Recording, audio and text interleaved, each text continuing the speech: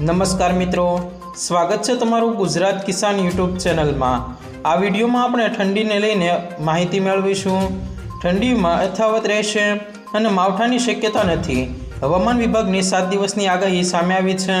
तो आ तमाम माहिती विषे आगळ विडियो में बात करीशुं, तो विडियो ने छेल्ले सुधी जोता रहेजो।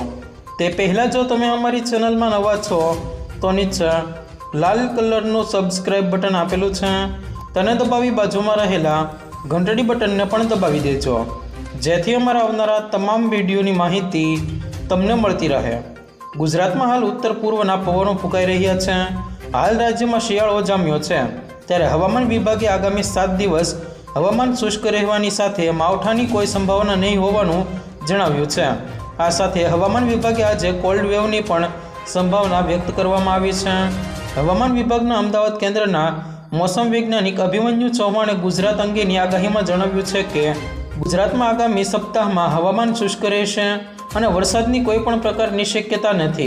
છેલ્લા 24 કલાકમાં કચ્છના નલિયામાં 5.7 અને પોરબંદરમાં 10.9 ડિગ્રી સાથે કોલ્ડ વેવની સ્થિતિ સર્જાઈ હતી।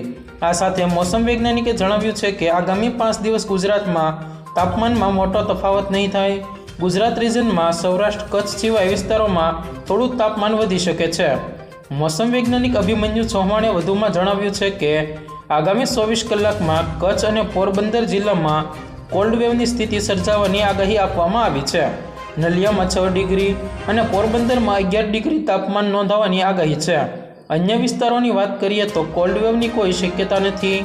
हवामान विभागे आज कच्छ और पोरबंदर में कोल्ड वेवनी आगाही आपी हती, त्यारे गुरुवारे कच्छना नलिया में 5.7 डिग्री, राजकोट में 10.8 डिग्री, पोरबंदर में 10.9 डिग्री, अमरेली में 11.7 डिग्री, वडोदरा में 13.8 डिग्री, अमदावाद में 14.9 डिग्री, गांधीनगर में 14 डिग्री, જ્યારે સુરતમાં 15.3 ડિગ્રી તાપમાન નોંધાયું છે।